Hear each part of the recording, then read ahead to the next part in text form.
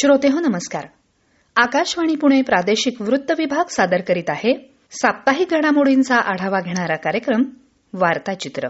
वार्ताचित्रच्या आजच्या आवृत्तीत आपण ऐकणार आहोत ग्रीनेक्स एन्व्हायरमेंटल आणि ईपीडी ग्लोबल यांच्यामध्ये पर्यावरणीय उत्पादन सेवेविषयी करार, निसर्ग आणि पर्यावरणासाठी काम करणाऱ्या पुण्यातील भवताल या संस्थेचा 10वा वर्धापन दिन उत्साहात, पुणे महानगरपालिकेच्या घनकचरा आणि पर्यावरण विभागातर्फे नदी महोत्सव 2025 स्वच्छ नदी सुंदर पुणे उपक्रम, पुण्यात खासदार क्रीडा महोत्सवाचा समारोप जल्लोषात, यशवंतराव चव्हाण नाट्यगृहाच्या रौप्य महोत्सवी वर्धापन दिनानिमित्त अभिनेते प्रशांत दामले आणि गौरी दामले यांना यशवंत वेणू पुरस्कार प्रदान आणि दि रास्तापेठ एज्युकेशन सोसायटीतर्फे यंदाचे इंदिरा अत्रे आणि आबासाहेब अत्रे पुरस्कार प्रदान.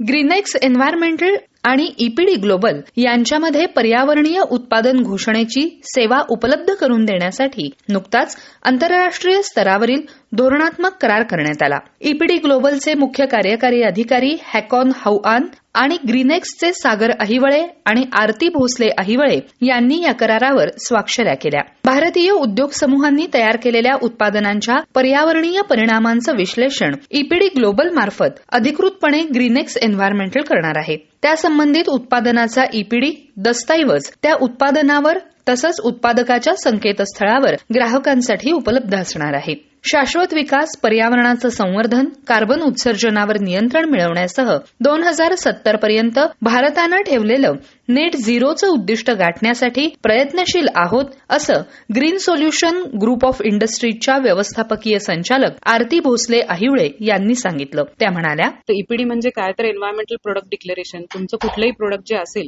तर त्याची पर्टिक्युलर इमिशन किती आहेत ह्याचं एक व्हेरीफाईड आणि ट्रान्सपरंट डॉक्युमेंट जे पब्लिकली अवेलेबल असेल that is called as environmental product declaration. तर हे का करतात मोस्टली इंडस्ट्रीज? तर त्यांना जेव्हा त्यांचं पर्टिक्युलर प्रोडक्टचे इमिशन आहे ते कन्झ्युमर पर्यंत किंवा बाकीच्या इतर लोकांपर्यंत त्यांच्या कस्टमर पर्यंत पोहोचायचं आहे ट्रान्सपरंट वेनी, त्याच्यासाठी ईपीडी केली जाते. किंवा त्यांना एक्सपोर्ट करायचं आहे तर बऱ्याच गोष्टींमध्ये हे मॅन्डेटरी आहे. आता भारतावरती याचे असे परिणाम होतील की भारतामध्ये ऍज कम्पेअर टू आपलं जे काही क्षेत्रफळ लक्षात घेता किंवा आपलं मॅन्युफॅक्चरिंग सेक्टर लक्षात घेता भारतामध्ये खूप कमी ईपीडीज पब्लिश आहेत.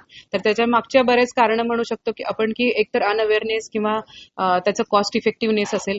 तर हे 2 पॉईंट लक्षात घेता ईपीडी नॉर्वे आणि ग्रीनेक्स एन्व्हायरमेंटल प्रायव्हेट लिमिटेड असं कोलॅबोरेशन केलेलं आहे की पुढे जाऊन आम्ही छोटे उद्योग किंवा मोठे उद्योग मीडियम स्केल इंडस्ट्रीज असतील तर त्यांना कॉस्ट इफेक्टिव्ह वेनी आम्ही त्यांचे ईपीडीज पब्लिश करण्यासाठी नक्कीच हेल्प करू. म्हणजे काय की काही प्रोडक्ट एक्सपोर्ट जर होणार असतील आणि ते ईपीडी वाचून राहत असतील तर त्या केसमध्ये आम्ही त्यांना हेल्प करू. याविषयी बोलताना ग्रीनेक्सचे सागर अहिवळे म्हणाले, आम्ही गेले 15 वर्ष झाले एन्व्हायरमेंट फील्डमध्ये काम करतोय. आतापर्यंत आम्ही जवळ 2 ते 2,500 कंपनीवर काम करतोय, लार्ज स्केल असेल किंवा स्मॉल स्केल असेल. तर याच्यामध्ये बरेचसे चॅलेंजेस आहेत. अवेअरनेस एक प्रकार आहे की लोकांमध्ये अवेअरनेस नाहीये या गोष्टीचा, की पर्यावरणाकडे पाहताना आपण अवेअरनेस ठेवलेला नाहीये की पोल्युशन किती प्रमाणात होते. तो एक मुद्दा आहे. दुसरा मुद्दा, जर स्मॉल स्केल इंडस्ट्रीना जर एक्सपोर्ट करायचं असेल तर एक्सपोर्ट करण्यासाठी त्यांना कॉस्ट येते आणि ते कॉस्ट बेअर करणे आणि हा ईपीडी आम्ही जो काही घेऊन आलेला आहे कन्सेप्ट मार्केटमध्ये, त्याच्यामुळे एक तर पर्यावरणामध्ये कोणत्या स्टेजला किती पोल्युशन होते याची माहिती मिळेल. दुसरं, फायनान्शियली पाहिलं तर एसएमई सेक्टरला कमी कॉस्टमध्ये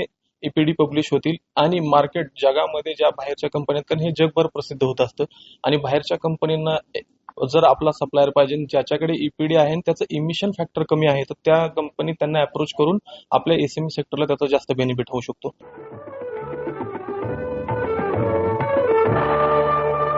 निसर्ग आणि पर्यावरणासाठी काम करणाऱ्या पुण्यातील भवताल या संस्थेचा 10वा वर्धापन दिन शनिवारी फर्ग्युसन महाविद्यालय रस्त्यावरील विद्यार्थी सहाय्यक समितीच्या सभागृहात मोठ्या उत्साहात पार पडला. यशवंतराव चव्हाण प्रशासन विकास अकादमी अर्थात यशदाचे अतिरिक्त महासंचालक शेखर गायकवाड, सावित्रीबाई फुले पुणे विद्यापीठाचे माजी कुलगुरू प्राध्यापक नितीन करमळकर, एमकेसीएलचे प्रमुख विवेक सावंत, भवतालचे अभिजित घोरपडे आदी मान्यवर व्यासपीठावर उपस्थित होते. सध्याच्या काळात पर्यावरण संवर्धन हे फार मोठं आव्हान असून यासाठी गावपातळीपासून ते मोठ्या शहरांपर्यंत प्रयत्न व्हायला हवेत, असं मत शेखर गायकवाड यांनी व्यक्त केलं. ते म्हणाले, तंत्रज्ञानाचा वापर करणं, जीआयएस मॅपिंग करणं, भवतालच्या प्रिन्सिपलच्या आधारे काही गावांचं ब्रँड तयार करणं असं करता आलं पाहिजे.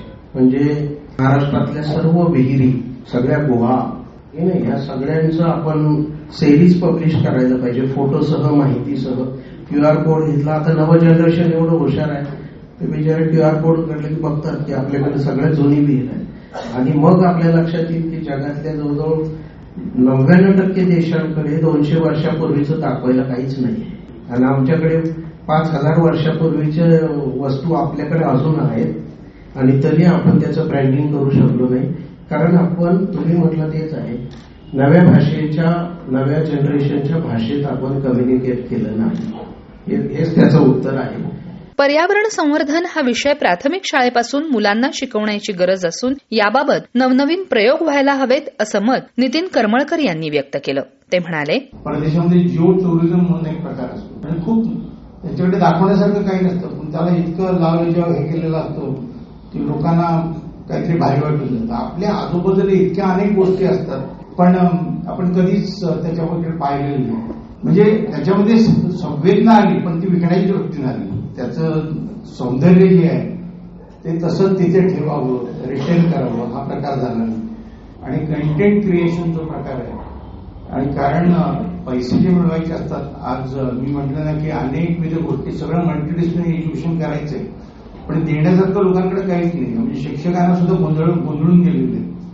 दुसरा त्याचा इंडॉलॉजी मधला अभ्यास आहे. इंडॉलॉजीमध्ये सुद्धा भारतीय ज्ञान, संपदा ज्ञान, परंपरा होऊन नवीन एक प्रकार आणला गेलेला आहे.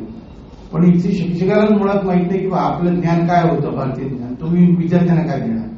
त्यामुळे त्या संबंधातलं कंटेंट क्रिएशन हा एक उपाय असू शकतो.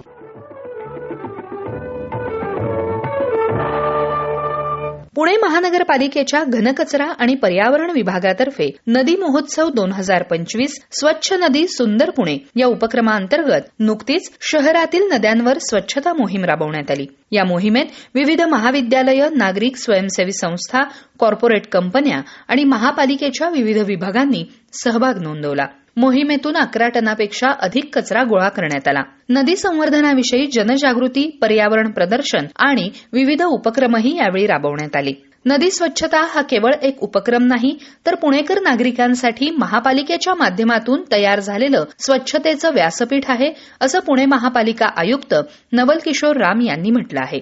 तर पुण्यातून वाहणाऱ्या नद्यांच्या प्रदूषणावर ठोस आणि दीर्घकालीन उपाय करण्याच्या दृष्टीनं स्वयंसेवी संस्थांच्या संशोधनातून आणि अभ्यासातून काही उपाय सुचवण्यात आले. त्याविषयी पुणे रिव्हर रिव्हायवल संस्थेच्या प्राजक्ता महाजन यांनी आकाशवाणीशी संवाद साधला. पुण्यातल्या नद्यांबद्दल म्हणायचं झालं तर आपल्या इथल्या नद्यांमध्ये आपल्या घरातलं जे सांडपाणी आहे ते बरंचसं नदीत सोडलं जातं. फक्त 30% सांडपाण्यावर प्रक्रिया होते, बाकी 70% पाणी हे तसंच नदीत सोडलं जातं. त्या पाण्यावर प्रक्रिया करणं अतिशय आवश्यक आहे. नागरिक म्हणून आणि वेगळ्या वेगळ्या स्वयंसेवी संस्थांची आणि पुण्यातल्या सामान्य नागरिकांची हीच मागणी आहे की पुण्याच्या नदीकाठच्या ज्या वनराया आहेत त्यांचं संरक्षण झालं पाहिजे. कारण तिथे फक्त झाडी नसून तिथे अख्खं समृद्ध वनजीवन आहे. तिथे पक्ष्यांची घरटी आहेत, तिथे कासव, साप, मुंगूस अशा वेगळ्या वेगळ्या प्राण्यांचे अधिवास आहेत, वेगवेगळ्या प्रकारची फुलपाखरं आहेत, वेगळे वेगळे कीटक आहेत. तर या सगळ्यांचं संरक्षण व्हायला पाहिजे आणि ते सगळं संरक्षित करून जो काही नदी सुधार करता येईल, म्हणजे मुख्यतः सुधार म्हणण्यापेक्षा स्वच्छता जी करता येईल,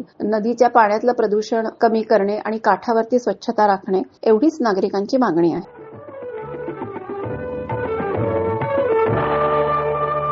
गेल्या आठवड्यात पुण्यात खासदार क्रीडा महोत्सवाचा समारोप जल्लोषात झाला. गेले 20 दिवस 37 क्रीडा प्रकारातून 44,000 खेळाडूंनी सहभाग नोंदवला होता. या खेळाडूंच्या पाठीवर कौतुकाची थाप देण्यासाठी समारोपाला सिने अभिनेता अक्षय कुमारनं हजेरी लावली. हवाई वाहतूक आणि सहकार खात्याचे केंद्रीय राज्यमंत्री तसंच पुण्याचे खासदार मुरलीधर मोहोळ यांच्या पुढाकारातून हा महोत्सव घेण्यात आला. याप्रसंगी शहरातील आंतरराष्ट्रीय ख्यातीच्या खेळाडूंनीही आपली उपस्थिती नोंदवली.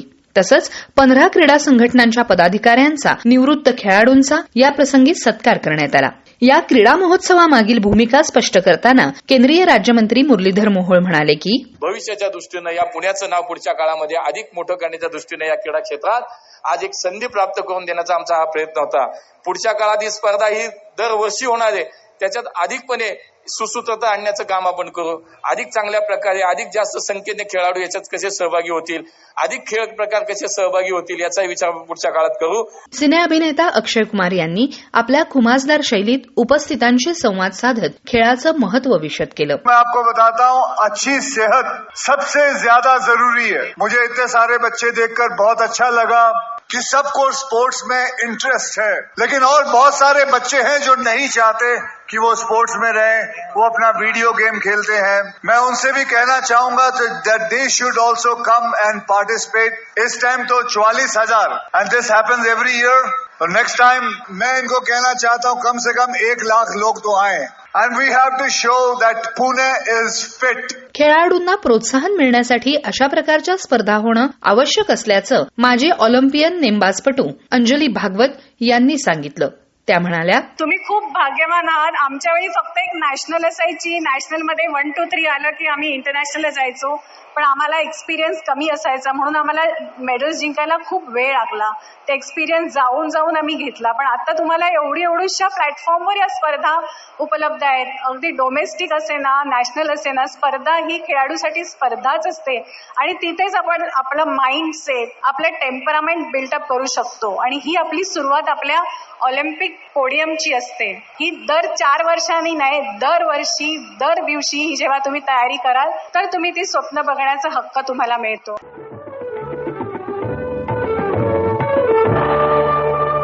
अखिल भारतीय मराठी नाट्य परिषद कोथरूड शाखेचा वर्धापन दिन तसंच यशवंतराव चव्हाण नाट्यगृहाचा रौप्य महोत्सवी वर्धापन दिन यानिमित्त आणि स्वर्गीय यशवंतराव चव्हाण यांच्या स्मृतिदिनाचं औचित्य साधून यशवंत वेणू पुरस्कारानं सुप्रसिद्ध अभिनेते प्रशांत दामले आणि गौरी प्रशांत दामले यांचा दिलीप प्रभावळकर यांच्या हस्ते गौरव करण्यात आला. 15,000 रुपये, मानपत्र, शाल, स्मृतिचिन्ह असं या पुरस्काराचं स्वरूप होतं. तर ज्येष्ठ अभिनेते दिलीप प्रभावळकर यांचा जीवन गौरव पुरस्कारानं सन्मान करण्यात आला. मानपत्र, 10,000 रुपये, शाल आणि स्मृतिचिन्ह असं या पुरस्काराचं स्वरूप होतं. कलाकाराला प्रत्येक भूमिका अधिक शहाणी करते, तसंच प्रत्येक पुरस्कार अधिक नम्र बनवतो. यशवंतराव चव्हाण नाट्यगृहात मी पहिल्यापासूनच अनेक नाट्यप्रयोग केले आहेत.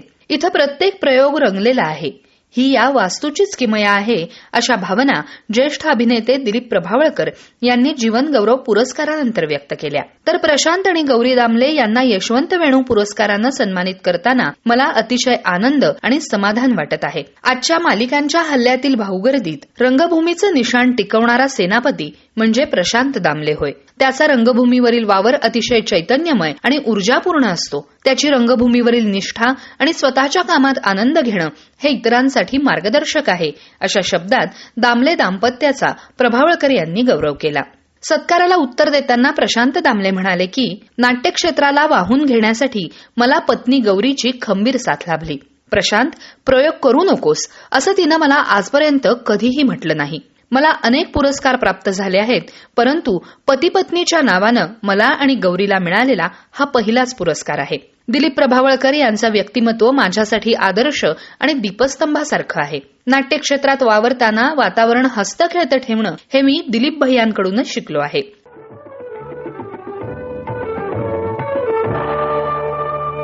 दी रास्तापेठ एज्युकेशन सोसायटीतर्फे किराणा घराण्याच्या ज्येष्ठ गायिका स्वरयोगिनी डॉक्टर प्रभा अत्रे पुरस्कृत आबासाहेब अत्रे पुरस्कार, ज्येष्ठ शिक्षणतज्ञ डॉक्टर अल देशमुख यांना, तर इंदिरा आबासाहेब अत्रे पुरस्कार क्रीडा क्षेत्रातील निवृत्त शिक्षक, सामाजिक कार्यकर्ते संजय बहिलुमे तसंच कर्णबधीर मुलांच्या शिक्षिका, निवेदिका, लेखिका विनया देसाई यांना शिक्षणतज्ञ आणि प्रोग्रेसिव्ह एज्युकेशन सोसायटीचे अध्यक्ष डॉक्टर गजानन एकबोटे यांच्या हस्ते नुकतेच प्रदान करण्यात आले. शिक्षण हे परिवर्तनाचं मोठं साधन आहे. शिक्षणामुळे केवळ स्वतःमध्ये नाही तर समाज आणि देशामध्येही बदल घडून येण्यास मदत होते. त्यामुळे शिक्षणाकडे दुर्लक्ष झालं तर समाज परिवर्तन होणार नाही. त्यामुळे शिक्षणाला कायमच विशेष महत्त्व असायला हवं, असं मत सर्जनशील शिक्षणतज्ञ डॉक्टर एकबोटे यांनी व्यक्त केलं.